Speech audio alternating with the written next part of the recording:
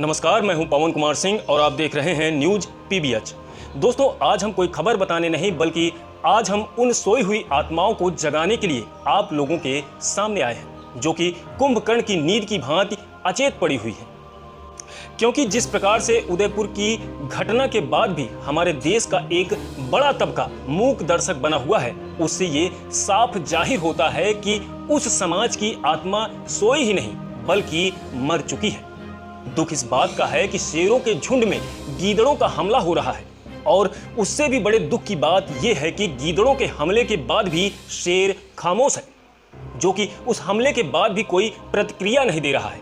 ऐसा प्रतीत होता है मानो जैसे शेर बेबस और लाचार होकर अपने आप को उन कायर गीदड़ों को समर्पित कर दिया हो।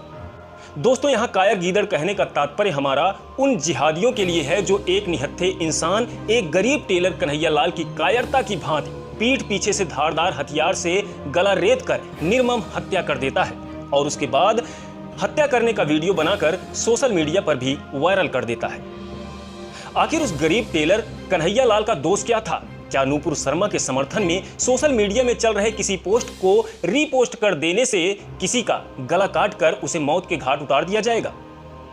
क्या यही है नए हिंदुस्तान और नए भारत की परिभाषा? कोई ये क्यों नहीं कहता कि पैगंबर की कथित तौहीन जिस तारीख को नूपुर शर्मा ने की, उसके महीने भर पहले से रोज ही किसी न किसी शांति दूतों द्वारा ज्ञानवापी मस्जिद के तहखाने में मिले शिवलिंग के आकार को लेकर सरेआम मीडिया पर मजाक उड़ाया गया। ओवैसी के ही एक नेता सरेआम टीवी पर शिवलिंग की तुलना मानव लिंग से करते हुए सुनाई देते हैं। तब क्या हिंदू भाइयों की भावना को ठेस नहीं पहुंचती? किसी सलमान हिंगवाने ने मसाला कूटने वाले पत्थर के खल मूसल की तस्वीर शेयर करते हुए कटाक्ष करता है कि आज मैं बाजार आया हूं इसे खरीदने, देख लो यह मिर्च मसाला कूटने वाली ओखली ही है ना, कहीं बाद में मेरे घर पर कब्जा न हो जाए। एक सादाब चौहान नामक व्यक्ति सफेद पत्थर की रेलिंग को दिखाकर कहता है, जज साहब, can seal this area when someone claim it is Shivling. ऐसे हजारों पोस्ट ज्ञानव्यापी के नाम पर मिल जाएंगे। क्या वे कहीं से भाईचारा बिगाड़ने के जिम्मेदार नहीं है? क्या किसी हिंदू भाई ने अपने भगवान के हो रहे इस अपमान के लिए इन जाहिलों का गला काटा? आखिर हमारे देश के अंदर भाईचारा कौन कितना बढ़ाता है और कितना बिगाड़ता है, इसकी एक नहीं बल्कि कई बानगियां मौजूद हैं।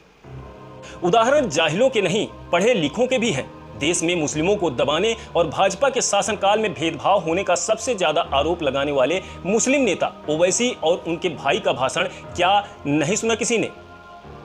औरंगाबाद का एक मौलवी सितंबर 2019 में अपनी तकरीर में कहता है कि मुसलमानों को किसी और धर्म के लिए विश करना या उनका बनाया खास खाना भी हराम है।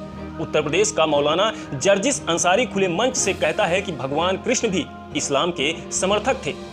उन्होंने अर्जुन को 5 वक्त के नमाज पढ़ने का हुक्म दिया था। यही मौलवी प्रधानमंत्री मोदी और उत्तर प्रदेश के मुख्यमंत्री योगी आदित्यनाथ को ललकारते हुए कहता है कि हम मुसलमान भारत से नहीं भागेंगे, भागोगे तुम। फिर कहता है कि हमारे पास विकल्प जिहाद का है, मुसलमान तलवार उठाएगा। आज नूपुर को कहा जा रहा है कि उसके कारण देश की एकता खतरे में पड़ गई है। क्या कोई 2 साल पहले जनवरी 2020 में शाहीन बाग का धरना और वहां का भाषण याद करना चाहेगा, जहां कहा गया था कि यदि मुसलमानों को अपनी बात कहने और मनवाने का हक नहीं मिलता तो मुसलमान आइडिया ऑफ इंडिया को रिजेक्ट कर देंगे?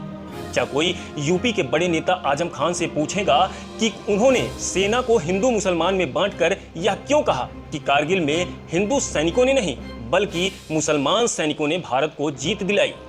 क्या कोई ओवैसी से पूछेगा कि उन्होंने हिंदुओं को बच्चा पैदा करने की शक्ति को लेकर यह क्यों कहा, माशाअल्लाह हमारी जनसंख्या पर आरएसएस परेशान है? और यही नहीं रुका, उसने आगे कहा कि इनका विश्व हिंदू परिषद कहता है कि 4-4 बच्चा पैदा करो, खुद एक भी पैदा नहीं करते। फिर आगे कहता है कि अच्छा चलो बच्चा नहीं कर सकते तो औरंगाबाद में एक पान की दुकान है, वहां का पान खाओ और टन फायदा होगा। ओवैसी इसी तरह से भाईचारा बढ़ाते हैं। वे किसी की भावना को ठेस नहीं पहुंचाते। कौन भूल गया अकबरुद्दीन ओवैसी की वह बात कि मुसलमान 25 करोड़ हैं और हिंदू 100 करोड़। 15 मिनट के लिए पुलिस को हटा लो, बता देंगे किस में हिम्मत है। हमारे देश के बड़े बड़े नेता जो अपने आप को हिंदुओं का हितैषी बताते हैं, वो कहते हैं कि हिंदुस्तान बदल रहा है, नए भारत का निर्माण हो रहा है। मैं पूछना चाहता हूं ऐसे उन तमाम हिंदुओं के रहनुमा नेताओं से कि क्या जिहादियों द्वारा भोले भाले निर्दोष हिंदुओं की निर्मम हत्या कर देना ही नए भारत का निर्माण है? अगर यही है नया भारत तो बस करिए साहब, क्षमा कर दीजिए, मत बनाइए नया भारत। बस एक दया हम लोगों पर कर दीजिए कि 1947 वाला भारत मुझे वापस लौटा दीजिए, ताकि एक बार फिर हम उन सभी गद्दारों को जहन्नुम का रास्ता दिखा सकें जो खाते तो हैं हमारे देश का और साथ देते हैं हमारे देश के दुश्मनों का। जय हिंद, जय भारत।